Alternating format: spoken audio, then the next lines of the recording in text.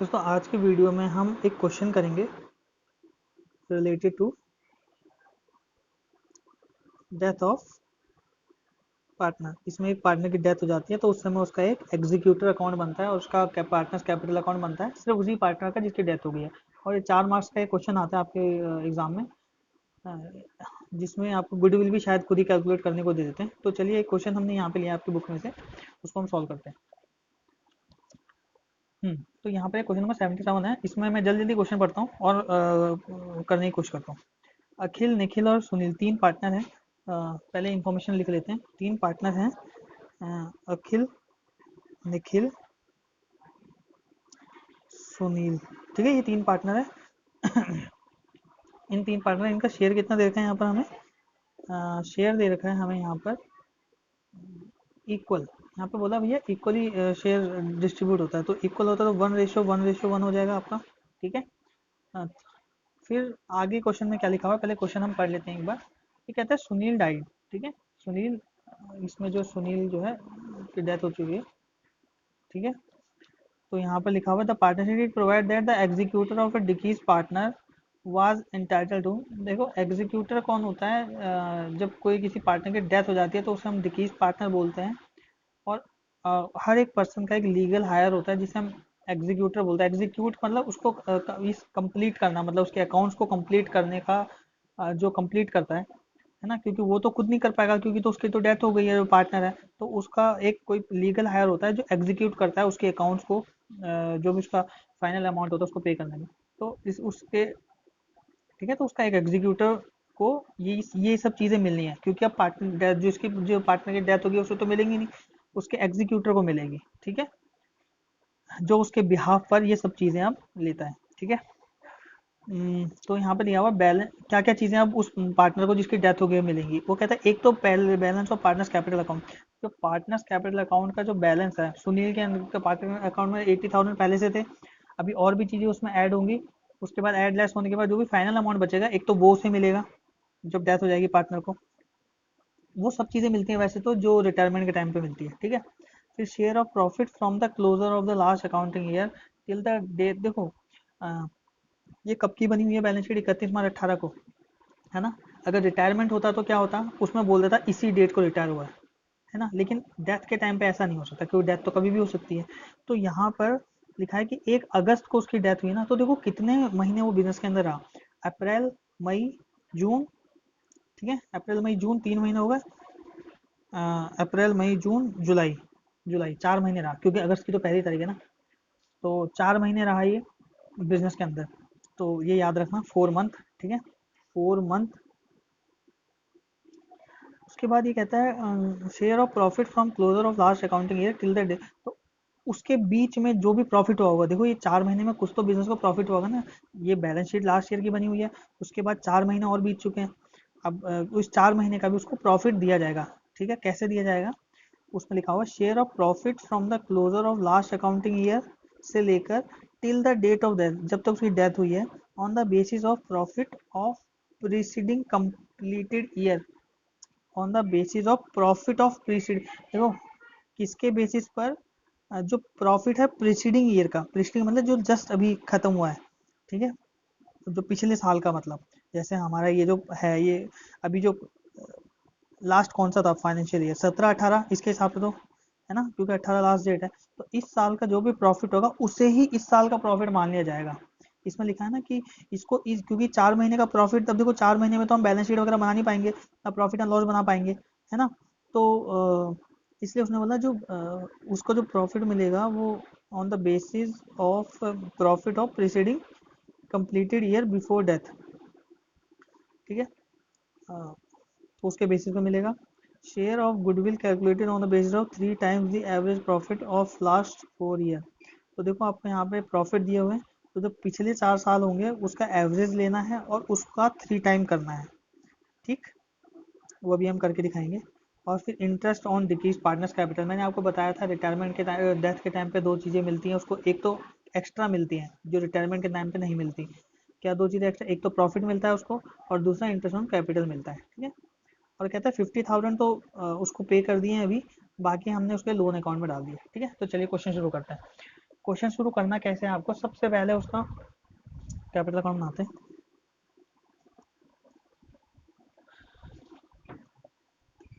सबसे पहले हम क्या करेंगे, उसका कैपिटल अकाउंट बनाते हैं आपके सामने।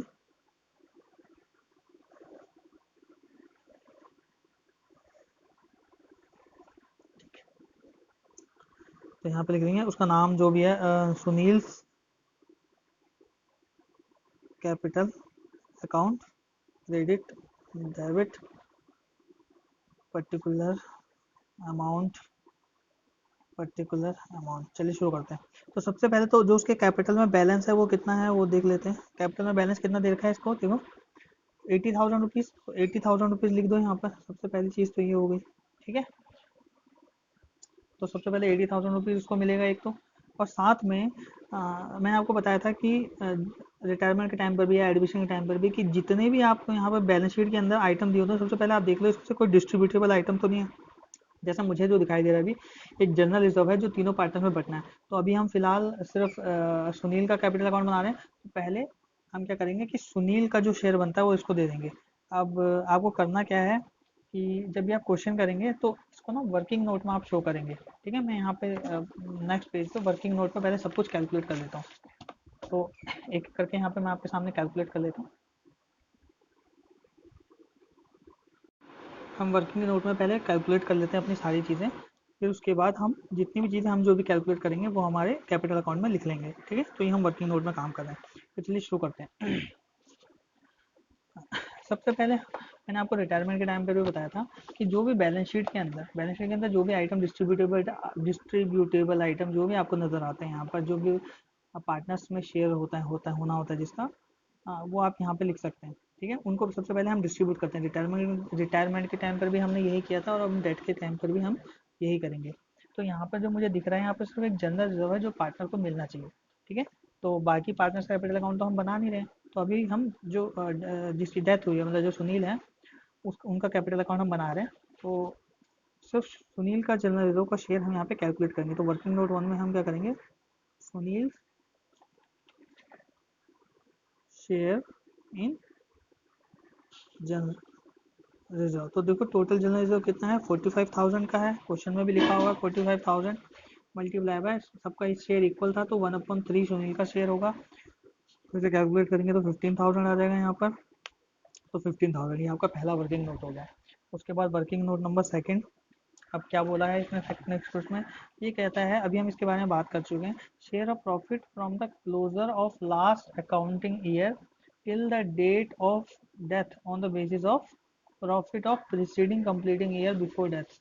देखो जो डेथ होने जो प्रीसीडिंग ईयर है, जस्ट हम इसका जो, देखो मैंने आपको पहले ही बताया था कि ये जो साल खत्म हुआ वो 31 मार्च 2018 का हुआ। तो रिटायरमेंट के टाइम पर होता तो इसके अगले दिन ही वो रिटायर हो जाता। लेकिन यहाँ पर क्या हुआ, इंटेंशनली रिटायर नहीं हुआ, उसकी डेथ हो गई है। तो 4 महीने तो बिजनेस में रहा ना। इस डेट से लेकर देखो 1 अगस्त को डेथ हुई है, तो 4 महीने बिजनेस, तो 4 महीने में बिजनेस में रहा वो।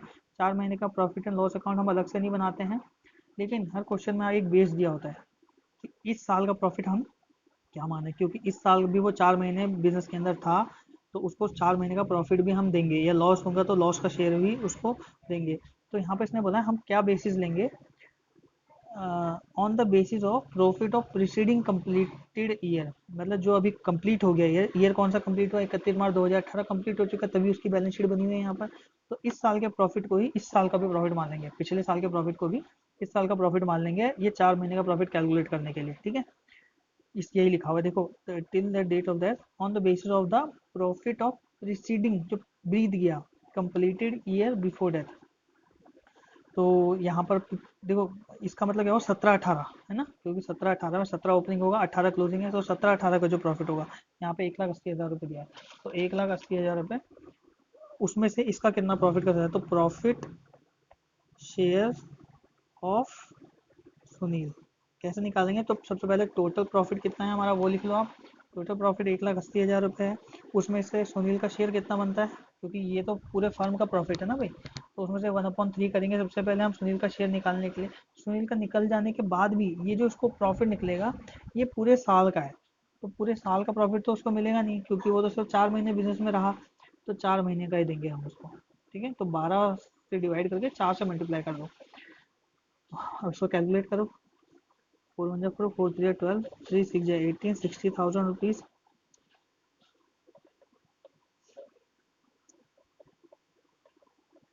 ठीक है, 20,000 रुपीज़ यहाँ पर आ गया। अब हमें करना क्या है, इसका प्रॉफिट हो गया। उसके बाद हमें नेक्स्ट करना है, क्वेश्चन पढ़ो क्या लिखा हुआ है, शेयर ऑफ गुडविल। देखो इस क्वेश्चन को मुश्किल बनाने के लिए क्या करते हैं, आपको गुडविल भी खुद ही निकालनी होती है। ठीक है, इसमें गुडविल कैलकुलेट की हुई नहीं मिलेगी आपको, हमेशा याद रखना डेथ वाले क्वेश्चन में। तो सबसे पहले इसमें क्या लगा हुआ, share of goodwill 3 times the average profit of last 4 year. तो पिछले 4 साल का प्रॉफिट क्या क्या है आपको यहाँ पे दिया हुआ है, 80,000, 1 लाख का लॉस, 1,20,000 रुपये, 1,80,000 रुपये। वही चीज़ हम यहाँ पर भी लिख देते हैं। तो यहाँ पे हम लिखेंगे सुनील का, सुनील शेयर ऑफ गुडविल जो सुनील को मिलनी है। ठीक है, कितनी गुडविल मिलनी है उसको, पहले गुडविल कैलकुलेट कर लेते हैं। तो यहाँ पे फाइनेंशियल ईयर लिखते हैं, यहाँ पे प्रॉफिट लिखते हैं। तो फाइनेंशियल ईयर कब से स्टार्ट है, यहाँ पर 14 15 15 16 16 17 और 17 18। 17 18 में कितना था, 1,80,000 रुपये था, जिसके बेसिस पे हमने ये प्रॉफिट भी निकाला था। उसके बाद 80,000 रुपीज़, यहाँ पे 1 लाख रुपीज़ आ जाएगा, लेकिन ये लॉस दे रखा है के अंदर, तो इसको माइनस में के लिखेंगे। ठीक है, और यहाँ पर ये 1,20,000 रुपये। हम सबको प्लस करेंगे तो इनका कब जो टोटल आएगा वो आएगा आपका, देखो 3 लाख में से 1 लाख ये गए, 2 लाख, 2,80,000 रुपये, तो ये टोटल आ गया। अब हमें इसका क्या करना है, एवरेज निकालना है। ठीक है, एवरेज निकालने के लिए हम क्या करते हैं, 4 से डिवाइड कर दो इसको। 4 से जैसे आप डिवाइड करोगे तो आपका आंसर क्या आएगा, 70,000। लेकिन इसने बोला उसका 3 टाइम्स। आप देखो ना क्वेश्चन में कि पहले एवरेज प्रॉफिट ऑफ 4 ईयर, 4 साल का एवरेज प्रॉफिट कर लिया, उसके बाद कहता है उसका 3 टाइम्स।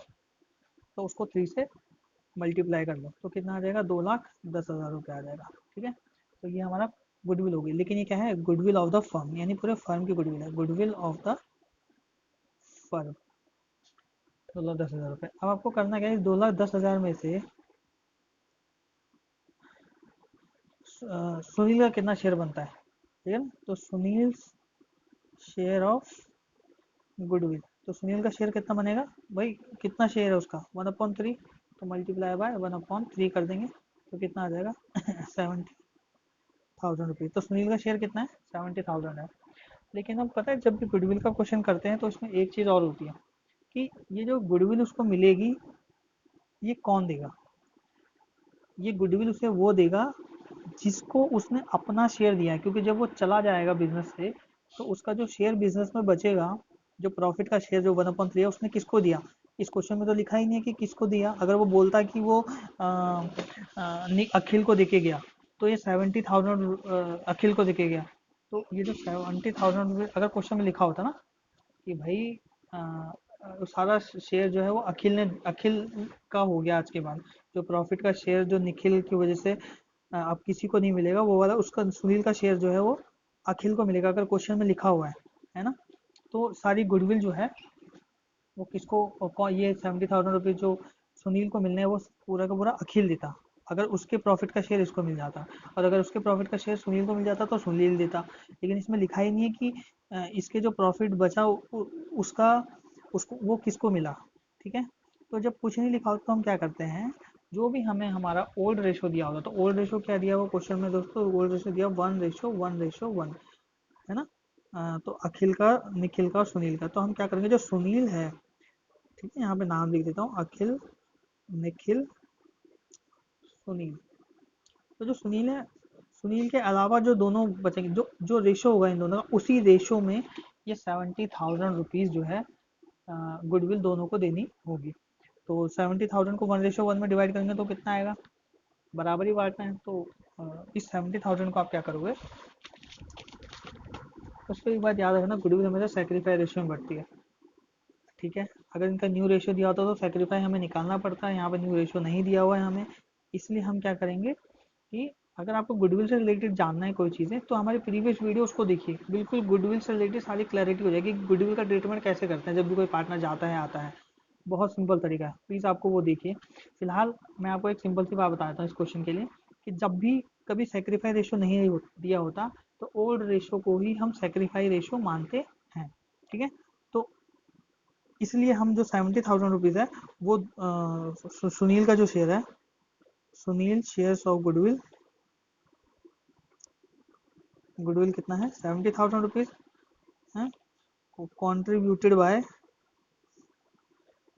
बाय सबसे पहला कौन है पार्टनर, अखिल। अखिल ने कितना कंट्रीब्यूट करेगा भाई, इक्वल इक्वल बटना है, तो ये भी 35,000 करेगा, क्योंकि 75,000 का 1/2 करोगे। अब आप ये मत बोलना कि 1/3 क्यों नहीं किया, 1/3 नहीं होगा, ये 1/2 ही होगा, क्योंकि ये 70,000 रुपीज़ जो सुनील को देना है वो ये दोनों अपने रेशो में देंगे। तो इन दोनों का रेशो क्या है क्वेश्चन में, इन दोनों का रेशो 1:1 है ना। तो सुनील को जो 70,000 रुपीज़ मिलना है वो ये दोनों अपने रेशो में देंगे 1:1 में। तो 35,000 रुपीज़ ये, और कॉन्ट्रीब्यूटेड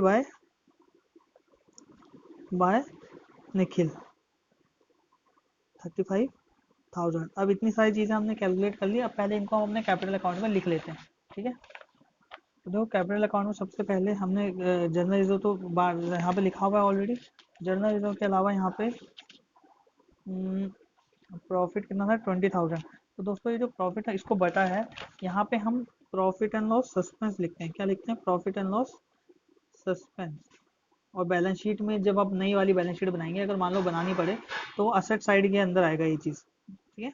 जैसे एडवर्टाइजमेंट सस्पेंस वगैरह आपने देखा होगा, सेम एज इट इज़ वो बैलेंस शीट के अंदर आएगा। तो प्रॉफिट एंड लॉस सस्पेंस लिखने के बाद यहाँ पर कितना अमाउंट है 20,000 रुपीज़, 20,000 रुपीज़। उसके बाद गुडविल है, गुडविल दोनों दोनों कितना लाए थे, तो अखिल कितना लाया था goodwill, Akhil share of goodwill और निखिल, या आप ऐसे भी लिख सकते हैं निखिल कैपिटल अकाउंट भी लिख सकते हैं यहाँ पर, ठीक है। यहाँ पर भी अखिल कैपिटल अकाउंट लिख दीजिए। कितना कितना है, दोनों 35,000 कॉन्ट्रीब्यूट किया, ठीक है ना, क्योंकि अपना प्रॉफिट का शेयर देके जा रहा है इनको। उसके बाद ये सब चीज़ें होने के बाद अब क्वेश्चन में और क्या चीज़ है, क्वेश्चन बोलते हैं इंटरेस्ट ऑन कैपिटल। तो दोस्तों इंटरेस्ट ऑन कैपिटल मिलेगा, सिंपल है, आप फिर से मैं आपको कैलकुलेट करके दिखाता हूँ। कौन सा पॉइंट लिख रहे हैं, वर्किंग नोट कौन सा करना है, फोर्थ। तो यहाँ पे लिखेंगे इंटरेस्ट ऑन कैपिटल, कैलकुलेट करेंगे। तो इंटरेस्ट ऑन कैपिटल हमेशा उसी कैपिटल में होगा जो बैलेंस शीट के अंदर दिया होगा आपको। तो बैलेंस शीट के अंदर 80,000 है, उसका कितना परसेंटेज निकालना, 6% निकालना है, मल्टीप्लाई बाय। अब देखो 6% तो पूरे साल का हो गया ना, लेकिन ये तो 4 महीने था सिर्फ इनकी इसकी एग्जिस्टेंस।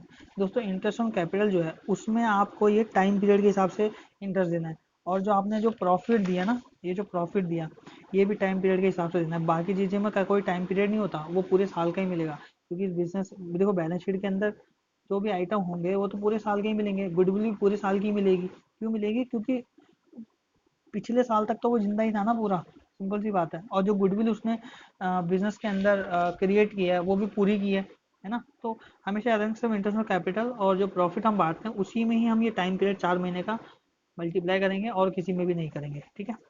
तो यहाँ पर 2 कैंसिल, 6 6 टू 12, 2 जा तो 4 6 8 8 8 16, ठीक है। तो 1,600 रुपीज़ यहाँ पर इंटरेस्ट ऑन कैपिटल आ गया, ठीक है। इस इंटरेस्ट ऑन कैपिटल को हम लिख देते हैं यहाँ पर अपने पार्टनर्स कैपिटल अकाउंट में। तो यहाँ पे लिखेंगे आप इंटरेस्ट ऑन कैपिटल 1,600, ठीक है।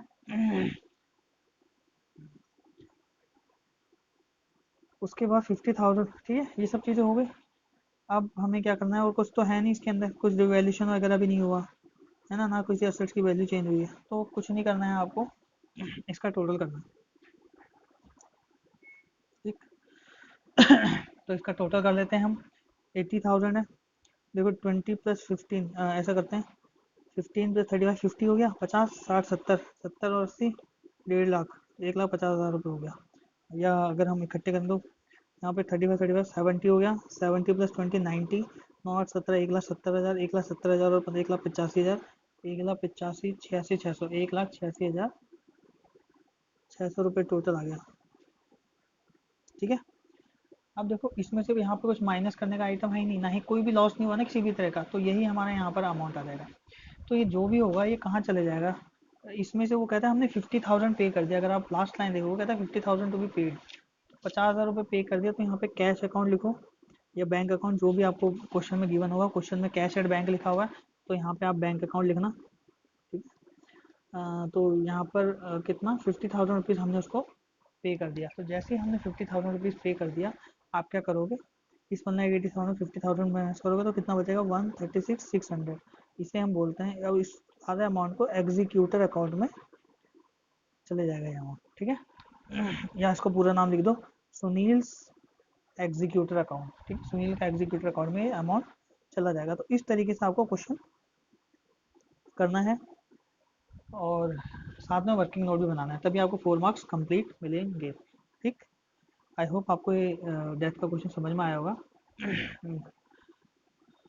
और अगर गुडविल से रिलेटेड कोई भी प्रॉब्लम है आपको, तो आप हमारे प्रीवियस वीडियो देख सकते हैं, उसमें इजीली आप समझ जाएंगे, ठीक है। बहुत बहुत इजी तरीके से समझा रखा है गुडविल और रिजर्व का जो ट्रीटमेंट होता है वो भी। चलिए, थैंक यू वेरी मच।